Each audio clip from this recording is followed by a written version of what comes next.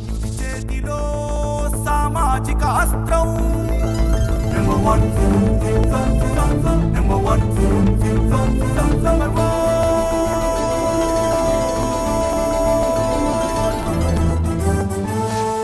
Number one.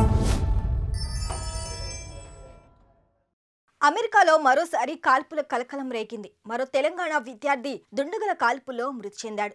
నెల రోజుల క్రితం తెలంగాణకు చెందిన ఓ విద్యార్థి దుండగుల కాల్పులో మృతి చెందాడు. ఈ వార్త మరొక ముందే మరో హైదరాబాదీ యువకుడు కాల్పులో మృతి చెందటం అతని కుటుంబంలో విషాదాన్ని నింపింది. వివరాల్లోకి వెళితే హైదరాబాద్ చైతన్యపురి పరిధిలోని RK Puram division green hills colony road number 2లో నివసిస్తున్న కొయ్యాడ చంద్రమౌళి కుమారుడు రవితేజ 2022 మార్చిలో అమెరికా వెళ్లాడు.